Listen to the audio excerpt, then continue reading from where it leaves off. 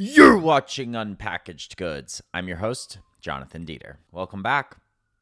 We are incredibly tired. We just spent the last 3 days at the Summer Fancy Food Show at the Javits Center, which was incredible. Really kind of a surreal experience. It was 3 stories, a very international show. I couldn't believe all the different countries that were represented, and it really puts in perspective how big the food system is and where everything's coming from. But it was really fun to meet people from the internet that I'd never met before.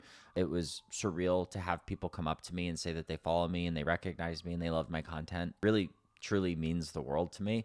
I just couldn't believe that was happening. And so if you came up and said hello, you made my day. I don't forget. I remember every single person that came up and said hello, and it was really made my day. So the first day was my birthday. So it was just a really fun way to spend my birthday. I had 1 million dumplings, 1 million pieces of pizza, pasta, desserts, candy, trying new non-alcoholic drinks, juices, sodas.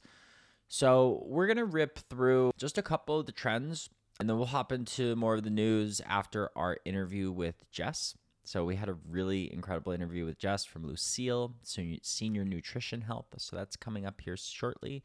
But before we dive into that, what we'll do is a couple housekeeping items. So if you haven't yet subscribed to our newsletter, you can head to Substack right now. Deets Eats NYC is where you'll find it. We have a weekly newsletter that we publish. I think it's one of the better things that we do. It gets sent around to a lot of the big VC firms. A lot of people are reading it, so which is really exciting. I think it's a great roundup of not only the fundraisers, the people moves, the big headlines, distribution, new launches, but I think looking at it from an operator perspective, a founder perspective, an investor perspective, I think that's why it's getting the eyeballs that it is. And so if you haven't checked it out yet, please do. And if you haven't followed us on Instagram, TikTok, or followed this news or followed this podcast on subs or on Spotify, Apple Podcasts, wherever you get your podcast, YouTube, go ahead and do that now. And rate and review us 5 stars. Leave us a review. Really helps with discoverability and getting us placed in front of new listeners. So I really appreciate it. And I would go like this, but when I start using my hands, my camera goes crazy. So let's see. I'm just going to look through my fancy food notes and then we'll continue. So theme 1 that I want to spend a little bit of time on is actually, no, I was going to put them out of order, but I'm going to go through them in order. So protein is everywhere and it's everything and it's not leaving. I think at the show, what I noticed is you had beef distributors, you had farms there, you found a lot of clean ingredient label things, but people want their protein and people want the optionality to get their protein in anything.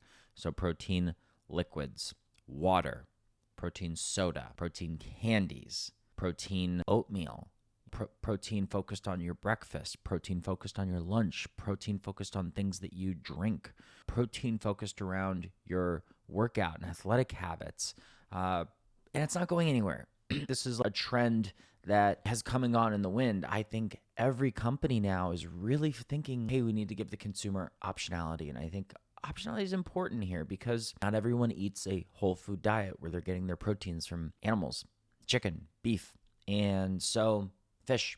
So I think giving the consumer the ability to get it in their pasta, to get it in their cereal, to get it in their snacks, to get it in their desserts, in their ice cream, let them get it however they want to get it. Nimble Ice Cream was an incredible French ice cream brand from New York, as well as French de Farm. Those were probably my 2 favorite ice cream brands that I saw at the show. So protein, it's the new baseline. If your product doesn't have a protein story, you're starting the shelf conversation at a disadvantage. And so, pattern 2, the founder quality has gone up dramatically. You have a lot of second-time founders who have scaled and sold businesses in the space who are back for their second or third act. And those brands are very mature. I look at like a David Bar, for instance.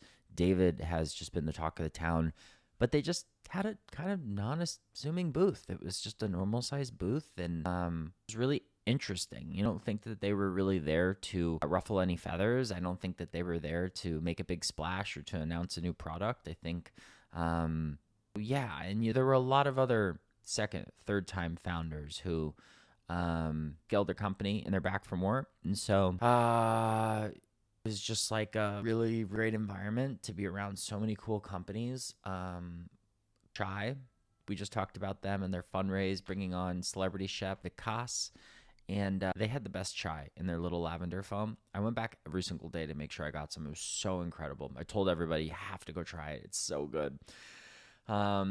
See, pattern 3. So packaging has leveled up across the board. I met this ready-to-eat pasta company, just add hot water, called Saucely from Miami. And they get all their pasta imported from Italy. But the packaging was so beautiful, bright pink, green, yellow, and the little characters. And it really caught my eye the first day. And I went back every day, and the pasta was really good. And so I think you're seeing that across the board, that in this ADHD economy with consumers, like online, in person, you only get a split second. And if you're not catching someone's eye, you're likely losing them. There was this new Mexican ketchup company. God, I'm blanking on the name, but they're from Texas. Same thing. Beautiful packaging caught my eye. And it led to an amazing conversation. So it's definitely a big theme, the pretty packages. And then 4, which is the one I was going to start with, but international brands are coming for U.S. retail, and in a lot of different ways. So I would say like the show is international. I might be off on that mark, or maybe I was just obsessed and consumed with the international brands, but you had so many countries that were represented that had different products, grains, rice, fruits. I had the best mango I've ever had from like an Indian mango booth. And so I think that really you're starting to not only see those flavor profiles come into the US. One of the best things I tried was this Indian pizza based out of Chicago that I think they're in Costco, but really seeing international flavors and brands enter the US market, target the US consumer. I think the US consumer, it's a way for them to be exploratory and adventurous at home. And so having those international options, having restaurant quality Indian food in your freezer, amazing. And it's a huge change from what's been available. And so loved the international sections. I loved the brands, and I had so many new things I've never seen before in my life. I tried so many things I'd never tried before in my life. I had so much fun. There was a kid in a candy store. There was a kid at Disneyland, but like you had like a front of the line pass and just got to do whatever. So that was it. Just a quick run through. I think we'll do a longer post on the grid. We'll figure out how to best incorporate. I got to like through the videos and pictures. There were some days which I was really good about taking pictures, and then some days I was really good about taking content and videos. So come up with a more thorough trends report that I think that we'll put out. I think that's probably a good idea. It's just kind of off the cuff sneak peek experience. So let's dive into it with Jess. Great interview. I love what she's doing. I think it's really, really sweet. We bonded over our grandmothers, and so I'm a big fan of her and rooting for her. So without further ado, Jess from Lucille. Well, welcome back to Unpackaged Goods. We have a very special guest here today. I'm here with Jess from Lucille. For those of you that don't know Jess, you want to tell everybody a little bit about yourself? Yeah, thank you, Jonathan. Thanks for having me. So yeah, hi everyone. I'm Jess Haghani. I'm the founder and CEO of Lucille, or Lucille Health. And we are a better for you nutrition company specifically focused on older adults. And our mission is to really provide better health, nutrition, joy, and dignity back to older adults that have really seen such little and lack of innovation over the past decades, really. And so we launched just over 3 months ago, which is really exciting. And yeah, very grateful to be able to share our story today. And you used to be in New York. You have a very interesting background where you used to work a very demanding finance job, then went off to business school. So can you guys tell me a little bit about kind of when you had this aha moment of this corporate path was no longer for you, and like when you had this kind of light bulb go off that, maybe something around grandma is what I'm inspired to do? Definitely. So yeah, maybe rewinding all the way to the beginning. I am originally from London and then came to the US for college. And my grandparents were a mix of American, Italian, Iranian. And so were always just a very core and central part of my life. I met 3 out of 4 of my grandparents.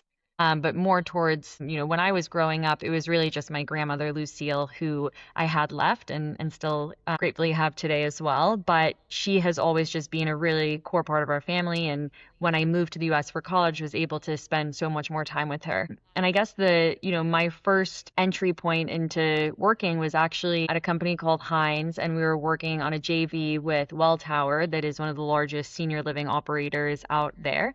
And we were working on developing a senior living community in New York on the Upper East Side. And I had a very small role in that, but I think it's very serendipitous to now be back spending a lot of time in that channel and with that sort of end consumer. And I think the through line, or the most important thing that that experience really taught me, that we are trying to really capture and put into all aspects of the business today, is really how we saw how the built environment changes around you as you age and your body has different needs. And it's not just Yeah. the built environment, it's also products and other things you interact with. And on the product side of things, it's not just the formula, it's also the packaging and the brand. And your body goes through real adjustments as we get older. And so being able to see that firsthand with how the built environment can really adapt to those changes was really helpful in how we think about Lucille today. I guess, yeah, fast forward from there, I then worked in real estate private equity. I was at KKR for about 4 years, and that was an amazing experience. I loved my team. We were working so hard and long hours, and it taught me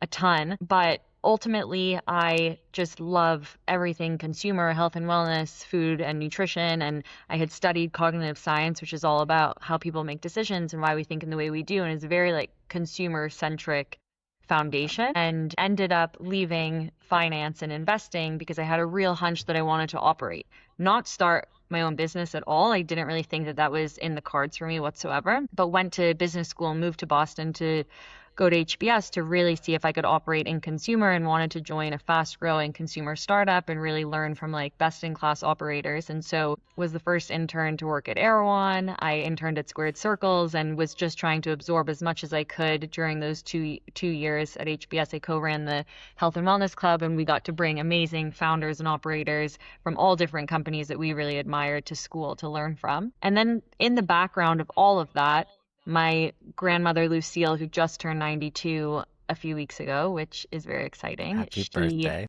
Thank you. She was dealing with some health challenges related to her heart. She has atrial fibrillation, which is irregular arrhythmia in her heart, and was in and out of hospital. She had, surgery. She got a pacemaker. She had some real complications from those surgeries, though. And my dad was kind of the one stepping in more full time. He was living with her for a little bit in New Jersey, really helping her recover and kind of navigate this situation that was pretty unexpected. Like, it wasn't any crazy surgeries, but it was really like the complications from them that was the real challenge. And I was also in and around New York and Boston and able to help where I could and really understand the situation, mostly from the value that I could provide was food and nutrition, and understanding what she was consuming that was helping her recover.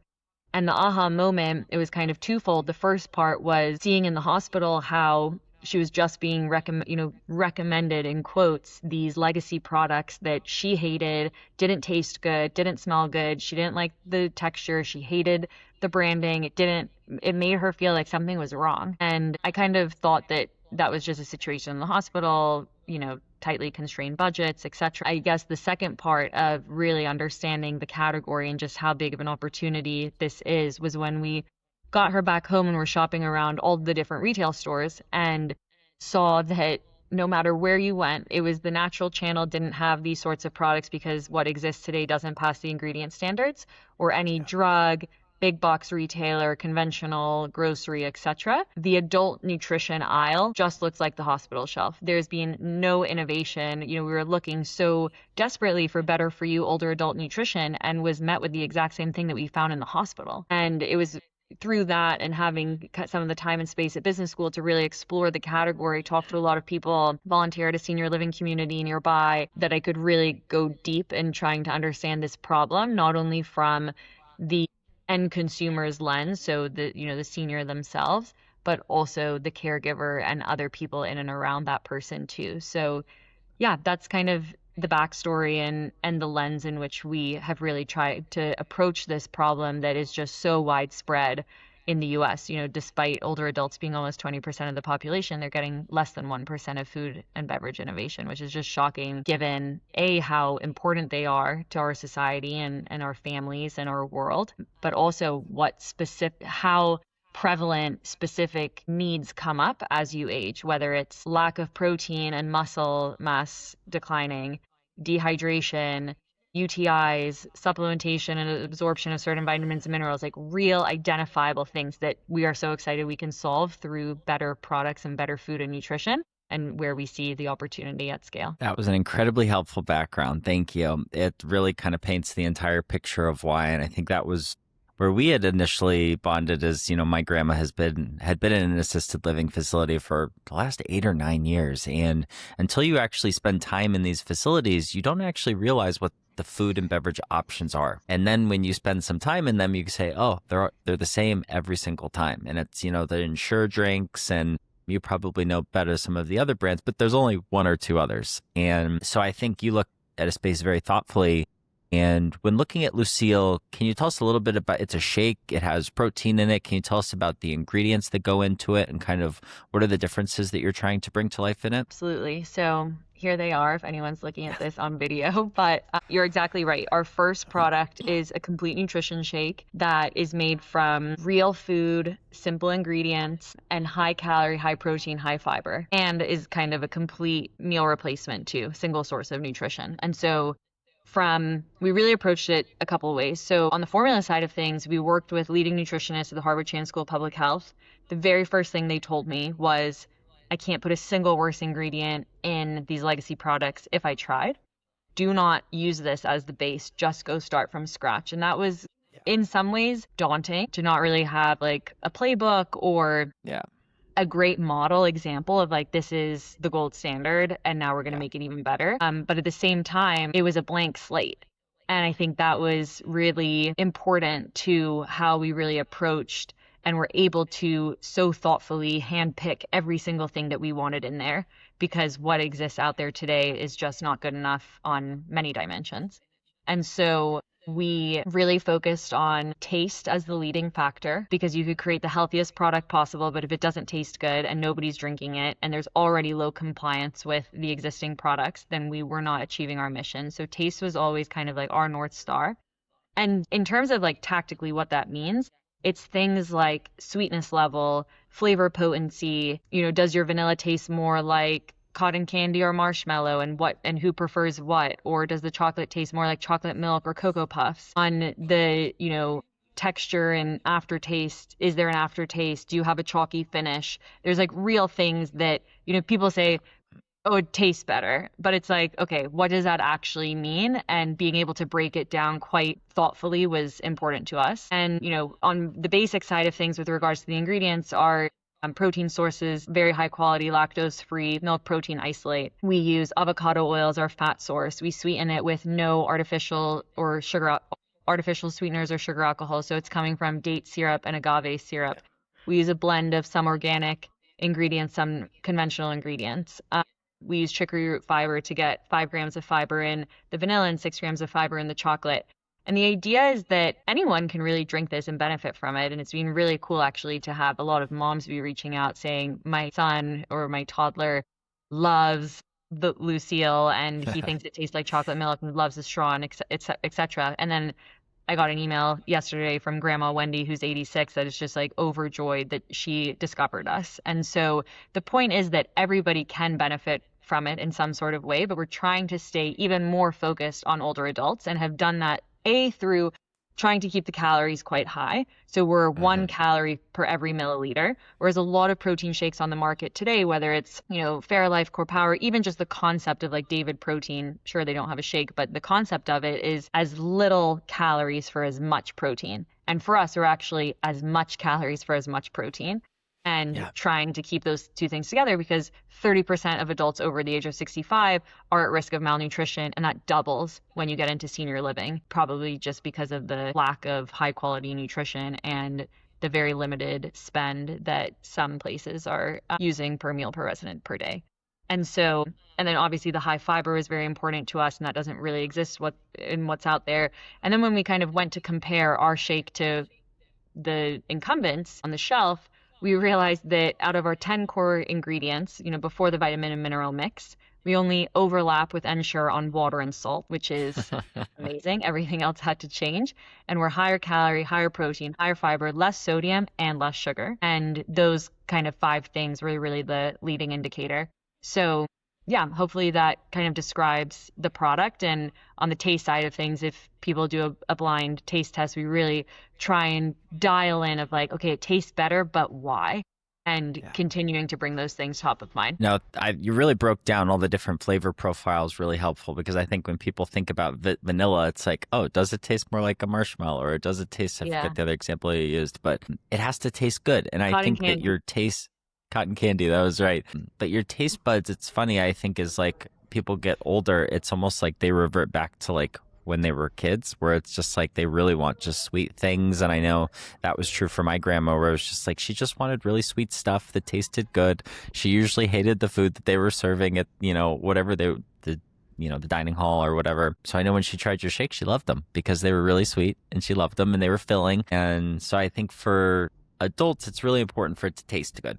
In older adults, it's really important because like if they don't like it, they're never going to try it again. And so you kind of get one like little sip test and that's it. So tell us a little bit about your sales strategy. Retail strategy is probably a little bit different from brands because while yes, you're probably trying to get into grocery stores, you're probably trying to go directly to the source into some of these senior living facilities. So can you tell us a little bit about what your sales strategy has been to date? Yeah, definitely. So primarily we're selling e-commerce through lucillehealth.com and on Amazon.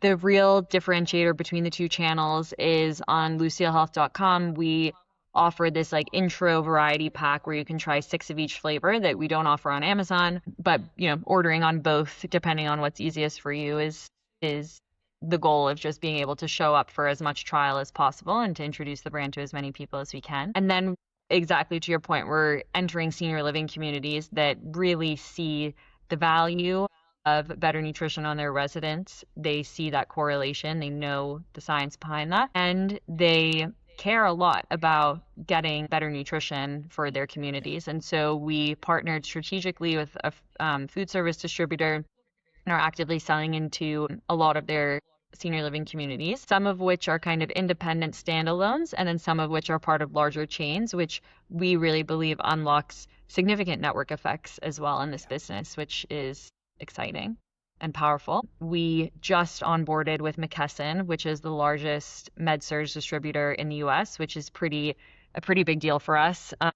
As a smaller brand, but thank you. And still trying to stay geographically focused where we can. We're not trying to like boil the entire US. We see great pockets in the Northeast, in Florida, and, parts of the Southern Belt, and then on the West Coast and like Rocky Mountain region. So hopefully we'll be in many, many communities across the country, but we're trying to stay very thoughtful with where we begin to enter that channel as well. And then, we'll enter retail at some point too, and are really excited thinking through our best partner to kind of do that with first. Someone who not only really understands our vision and the space that we really hope to take up on the shelf at the store, because the vision of the company is to not just be a beverage brand. It's not just to be the next Ensure. It's to actually change the category entirely. Really, hopefully you go to any store in 5 years where you can buy Ensure today and you are looking at adult nutrition with a totally different perspective that doesn't just equal oral supplements, but is actually like a really rich, diversified portfolio of products that older adults are consuming or should be consuming to help manage different things under the Lucille umbrella. And so in terms of our product roadmap, we're really excited about that. And that's where retail, I think, will have a really important part in shaping how we show up like that. And we take a lot of inspiration from companies like Little Spoon or Once Upon a Farm and how they've been able to build that, but for kids. You must have known what my next question is, because I was going to ask, as you build this out and you look at some of the incumbents in the space, the Ensures, is the goal to build the platform for senior nutrition? And what are some other products that you've sought through? Are they hydration products? Are they actual food products? Yeah. Without giving too much away, I think we're approaching it from 2 different lenses. The first is, what are older adults consuming today that need to be made better? So that's a similar lens at which we approached this initial product with. It was ensured that it needs to be made better, so we came out with our Lucille Complete Nutrition Shakes. And there's other things like that too that are kind of sitting in plain sight that need to be better. They just need to, but they haven't been, which is why innovation for older adults is still 1%. And then the second perspective is, okay, what are the real challenges that older adults face today? Like, what are the real stats around those things? And how can we, from an R&D perspective, come up with really creative, delicious, highly nutritious products? And so, I mentioned, or maybe I didn't mention, but 95% of older men and 83% of older women are chronically underhydrated. And so you look at, but it's so interesting because the amount of hydration companies out there is astonishing to me, but no one is catering towards older adults despite them being on average 90% underhydrated. And so maybe the form factor doesn't work for them today. And most of these companies are powders. Maybe we need to think through it in a different form factor. Obviously, marketing and customer, targeting plays a part in that as well. But that's kind of one example of that. I mentioned UTIs is pretty prevalent, especially for people who have diabetes. So it's exciting to us because, as I said, as you get older, different things come up in your body that need to be managed or should be managed. But all the innovation is for like our generation that is much healthier on the margin.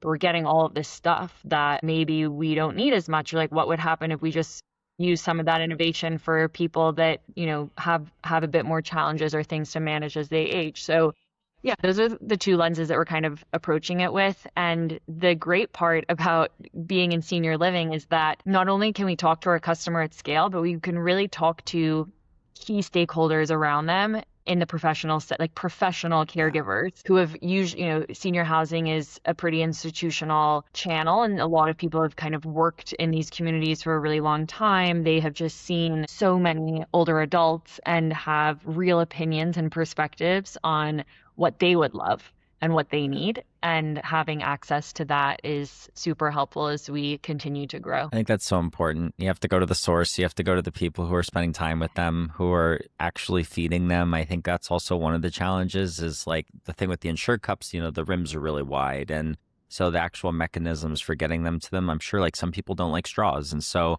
they actually have to sip it. And so when you think through packaging, has that been a challenge to think through, okay, we need to make sure the lip is really wide or this is really accessible for grandma, or how is grandma impactful? And oh, I don't like that, or I like this. Yeah. So the original idea of changing the packaging to a pull tab and a straw actually came from my fiance's grandmother, who's no longer alive, but Mary Lou was incredible. And while I was working on the business, she played a really important role in explaining how challenging it was for her and her late husband to unscrew a cap of a PET or a plastic bottle that was so tightly torqued on. And as a very basic need, you should be able to access the product, like step one. And so that surprised me. Like, it wasn't necessarily something that I had thought about. And then I was like, duh, like, Mary Lou, thank you so much. That's like extremely helpful insight.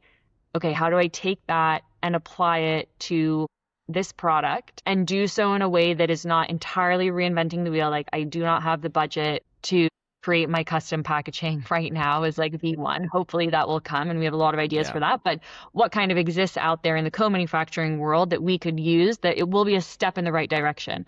And I'm not hanging my, hat on the wall saying that Tetra Pak with a pull tab and a straw is the only way that we're going to serve Lucille shakes in. Like, I don't believe that to be true.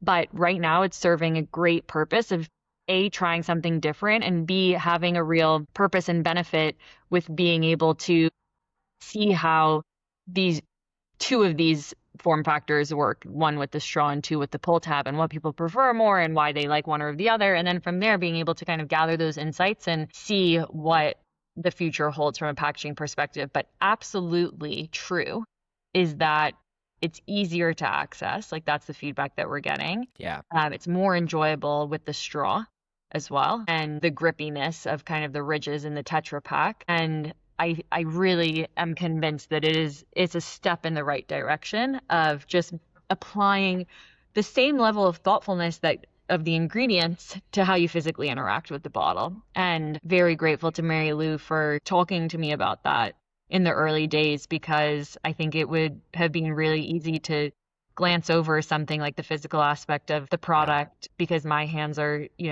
still young and easy to access most things with. So yeah, that's kind of on the packaging front, and think that there's so much more room as we think about other products too to kind of apply the similar lens with. I love it.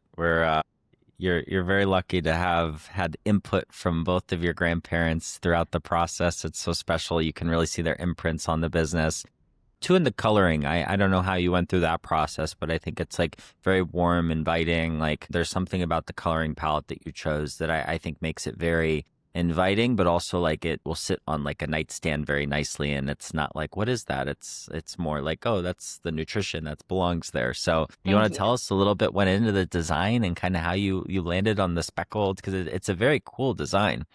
Thank you. I appreciate that a lot. I worked with an extremely talented young designer who really understood our vision and was able to kind of capture that visually for us. And there were, a lot of rounds of iteration and feedback, but she really did an amazing job translating the direction that we had into our visual language, which is awesome. And so obviously the name comes from my grandmother, but the cursive handwriting, for example, is an ode to how she actually writes. It's way more cursive than this, but it is definitely like a nod in that direction.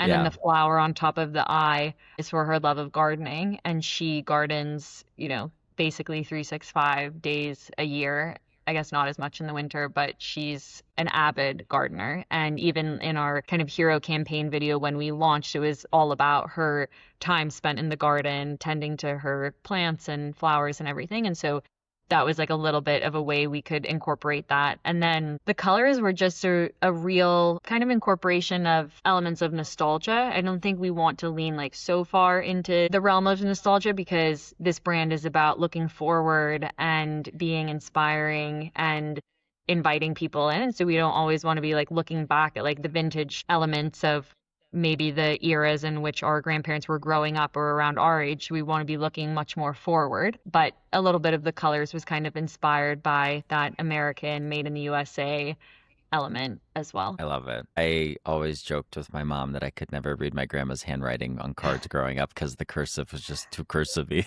I'd Yeah, always be like, Mom, can you read this for me? I can't read grandma's cards. So totally. I I, feel I that love way looking back at like she writes cards for everything. So all my birthday cards, even like she had to sign to trademark her name to us. She, wrote a whole letter with regards to that. I feel the same way. Sometimes it's a little bit hard to write, but it is so beautiful. And I feel like nobody is writing it in that cursive style as much anymore. It's a lost art. I don't even know if they teach it at school anymore because Yeah. kids don't use it. Yeah. I remember like as a kid and like you'd always practice your signature and that was so fun. And it's like, yeah, now it's just like kids don't use cursive at all anymore. It's crazy. Yeah.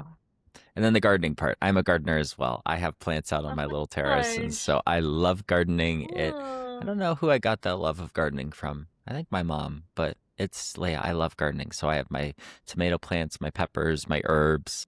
That's I have amazing. a couple rose trees. So it's beautiful. So they're not tall. They're little rose trees, And but it's they're all beautiful. inside, or you have like a little terrace? No, I have a little terrace. Okay. Wow. That'd be a That's lot of plants inside.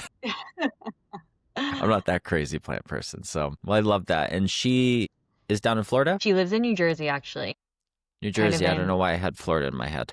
yeah, my great aunt Joan lives in Florida. Maybe that's why you've seen I her think on I some of saw our you food do a posts. video with her. You went to go visit her?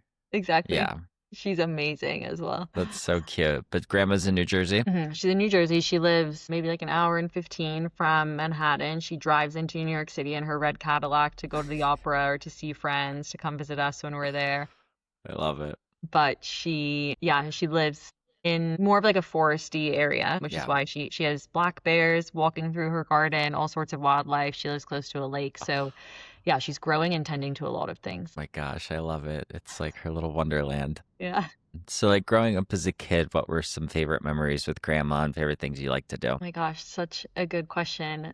Well, we grew up in London, and my grandma and my grandfather on my mom's side were living in the US. And so they would come over quite often to see us for Thanksgiving. They would kind of help us celebrate most of the American holidays. So I think all of those moments of being with them, they would stay in our house. Me and my two brothers would pile into my grandma's bed and just like listen to different stories over and over again. That is definitely way up there. I think that one other thing that's been kind of an ongoing thread in our relationship is our love of music. So Lucille was a former opera singer who trained at Juilliard and sang all around the city when she was younger. And I really believe that I got my musical nature from her because my parents are not that way at all. And I played the clarinet quite well. Growing up, I was in chamber ensembles like all the way through college, and unfortunately Wow. don't play as much anymore, but really want to get back into it. And so I think that the spirit of music and, going to the opera with her from time to time is definitely a core highlight for us as well. I definitely don't sing as well as her, but just understanding and like appreciating music on a really deep level is something I really feel as though she's passed down. I love that. That is, my grandparents used to love us to take us to, they would have the Cleveland Orchestra in the summer outside at this beautiful amphitheater called Blossom. And so every summer we'd go to that, and grandma was in the choir at church. And so she loved to sing. And we always joked that like no one could sing like grandma because she could hit all the high notes. So I too had a similar, musical experience that was passed down. And yeah, I think though that's kind of like going to the opera, like those are kind of a lost art of our generation. It's like, and I hope that it's something I enjoy. I love going to Lincoln Center to see shows or to see the opera. And so one of my friends, actually, he had his birthday, I think it was maybe his 30th birthday at the opera, and we all dressed up in tuxedos and dresses and everything, and everyone looked great. So yeah, I think, got to make that more popular as our generation gets older. So Yeah, that's awesome. One other favorite thing of hers that I love is her Chinese chicken salad. She makes the most unbelievable Chinese chicken salad. And so whenever we would see her, she would be whipping that out for us. And it's just like I can still taste it even if I haven't had it for a while. So yeah, she's a really, really good cook as well. I haven't had lunch yet, so that sounds really good. Yeah, my grandma was an amazing baker. She loved to bake apple pies. Her family, when they moved to the States, they had a baker in Chicago. And so we have all these like Oh, handwritten recipes that are like over 100 years old that my mom still has of wow. like pies and cookies and different things that they had in the store. Oh my gosh, you should do something with that. I know. Not when I was last home, but when I was home a couple times ago, I got everything organized in my mom's basement. And I was like, we need to make sure everything's in one place because they were scattered everywhere, Yeah. recipes here, recipes there. It's like one place. Let's start in one place and then we'll figure out how to digitize them and do all that. So Cool. That's yeah, awesome. but no, it's so much fun. As we get older, the little tidbits that we'll take with us that we get from our grandparents. I think it's so special that you can build a brand in her honor. It's cool too that she gets to build it with you. And from like the little videos you've posted, whether I think there was one that I giggled at was the her talking about her stocks and her portfolio, Yeah. and it's just adorable. And so it's really sweet that you get these moments with her to build this. And thank you for sharing it with all of us and all the listeners. And, we're kind of coming up on time, but if there's anything else that you'd like to convey about the brand or where it's going or anything that you haven't shared with us yet, now would be an amazing time. Thank you. No, we're just so excited to have people try it, whether you're an older adult yourself or someone who could just benefit from a cleaner, high calorie, high protein shake.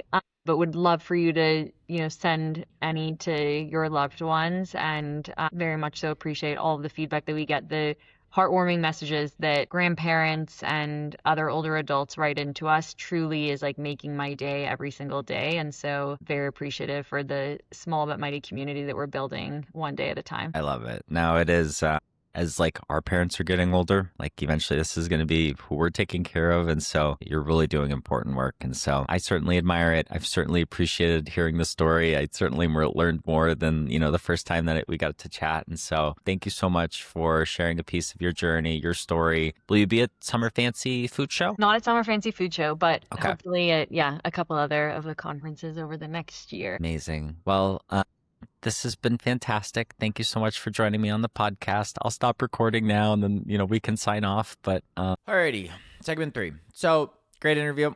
We're back. We're going to talk about some news that happened this week. We're going to rip through it. It was light while we were at the conference and getting ready for the conference. So one is Danone. They just spent over $2 billion for an Australian platform called Made. So let's dive into it. The Made Group deal. So they were founded in 2005 in Melbourne. Cocoa Bella water was their main brand. Rockaby protein shakes and cold pressed juice, new water in the collective. They have over $300 million euros in revenue with double-digit growth. They significant presence in Australia, New Zealand, and Southeast Asia. And Danone's CEO likens them to a mini Danone. With the reach and the platform that they've built. So I think that this is probably a really smart strategic acquisition.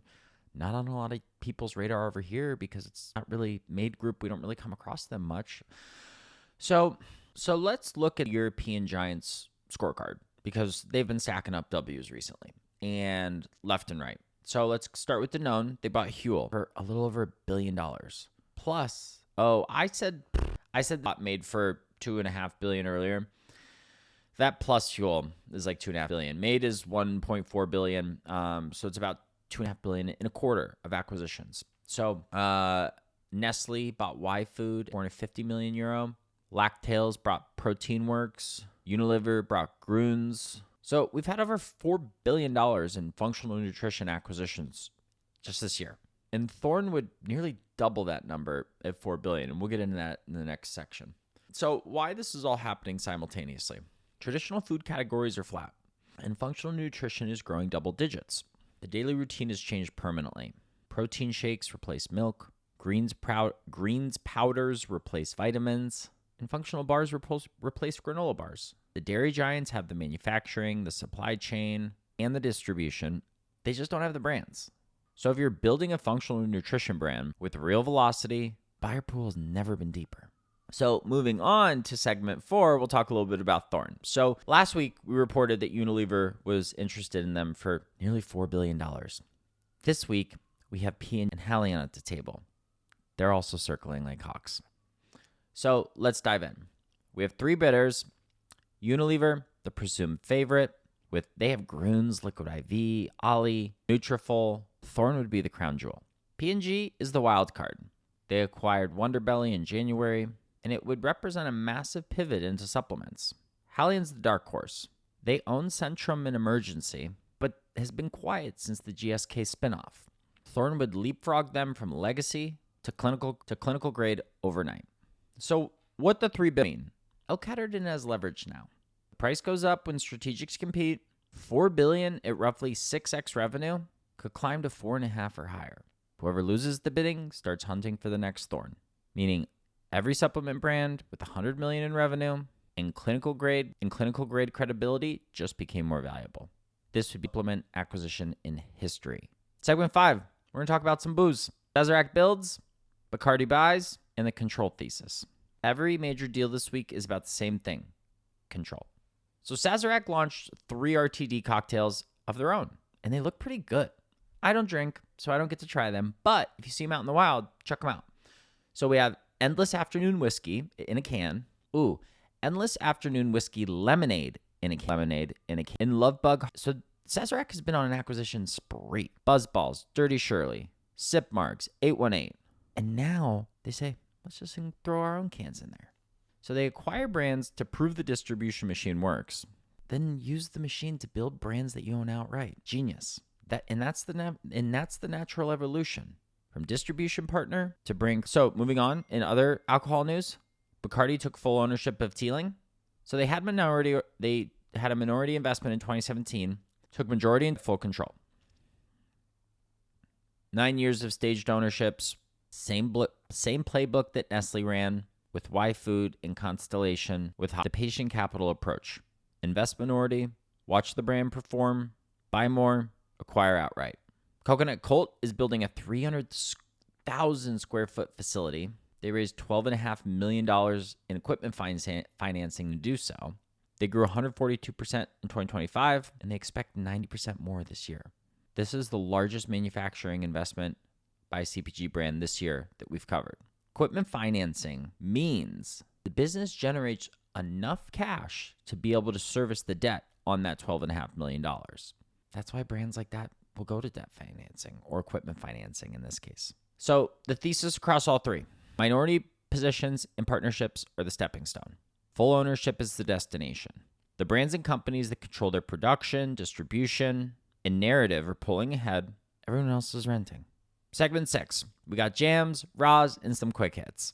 So Pat McAfee, former NFL punter turned viral sports commentator, has his own show on ESPN, YouTube, known for having like Aaron Rodgers on it every day, every week. He just invested in jams. We're talking a lot about jams. They're beating Uncrustables in Target and same item sales. They have a stacked roster of investors, including Caleb Williams. I always forget the Cowboys. Is it Dak Prescott? And then there's another CJ Stroud. They're the official PB&J provider of the NFLPA, and they're with their own frozen PB&J. So this makes a lot of sense. Pat McAfee has a live show on UPN every single day. Just in the last week, he's created this like Pat McAfee jams effect where he goes on. He's like, jams, and people are posting online their receipts of buying out the jams at the store. And so, as expected, it's had a viral effect. These guys are killing it. Hired a great team, a former lesser evil exec to be the CEO of dropout companies. So these guys can't be stopped. Like, they really just have the right idea. Whoever is executing on the ideas, just bravo. You guys are crushing it. More Catterton news. They just invested in Roz Hair Care. So this is clean pro-grade hair care at Sephora, Credo, Goop, and Nordstrom. So they're deploying. Catterton has been deploying across skincare with Remedy, supplements with Thorne, athletes with Champ, and hair care now with Roz. The firm is building positions across the entire daily and healthcare wellness stack. The entire daily beauty and wellness routine. Los Sundays, the tequila, an investment from the former Neutral founders, Paul and Melissa Meehan. They scaled Neutral to the number one RTD cocktail in Canada before selling to AB InBev. Now they're investing on the side. So they invested in Los Sundays, and they're helping them launch in Canada. They've also invested in a low ABV company called Chili Ones. So they're getting active in the space. Maxine's Heavenly raised $3 million. They tripled revenue from $2.5 million to nearly $7.5 million while acquiring manufacturing. Facent raised $1.5 million to bring French fragrances to the U.S. Myota closed a $4.5 million round to bring UK gut supplements to the U.S. Danone, more news about them. They're acquiring the rest of their partnership in Australia, probably to close this deal. McCormick's net sales are up 16.5%. K2O, the collagen beauty drink by Sprinter and Kylie Jenner, is at like $4.5 million this year after the rebrand. Segment 7, launches and distribution news. Indulge launched a high-protein ice cream pop. Dissois launched their functional spritz, non-alcoholic aperitif social spritz. Daily launched their infused oral healthcare system for nighttime and daytime. Lemmy expanded their creatine gummy line and is doing a solid core partnership. Algae Cooking Club made a tomato oil. Stars Plus Honey launched at Target. Cuso's landed in Sam's Club. Dry Water, nationwide vitamin shop. Smear Case, Safeway. All right, that's it. Short week. Busy with the conference. A lot of content coming out from that, which will be really fun. We have a couple more interviews that we've already done, so those will be coming out here in the next week. So be on the lookout for that. But as always, if you've made it this far, you mean the world to me. Thank you so much. I hope you enjoyed the episode. If you have any feedback, you can reach out to me directly. Feel free to comment, forward this to a friend, a colleague, a loved one, whoever. It really means the world to me. So thank you, and we out.